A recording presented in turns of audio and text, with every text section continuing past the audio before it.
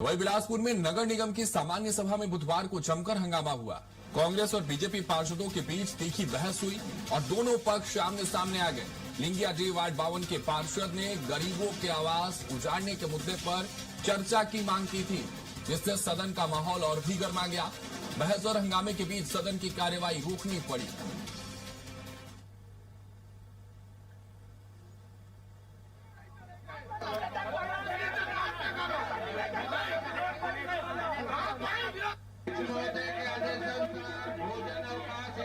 हमारे सहयोगी निशांत तिवारी संवाददाता और अधिक जानकारी के साथ जुड़े। निशांत, क्या जानकारी है, क्या तस्वीरें अब इस पूरे हंगामे के बाद अभी बिलासपुर में?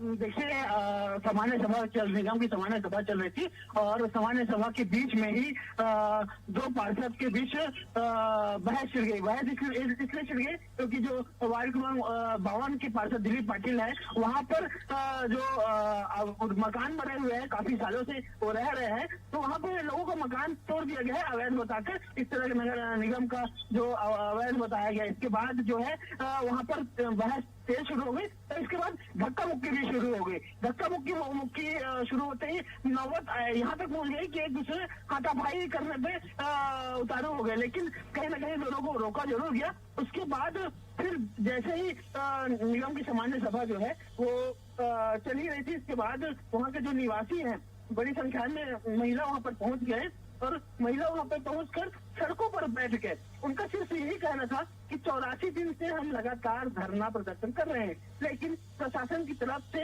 या फिर निगम की तरफ से या कोई भी अधिकारी वहाँ पर नहीं पहुंचा है, जिसकी वजह से हम यहाँ पर पहुंचे हुए।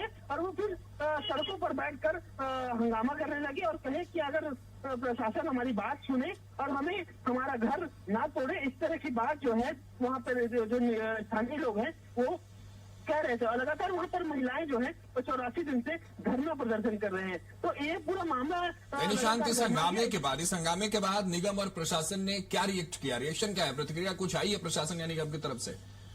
जी बिल्कुल।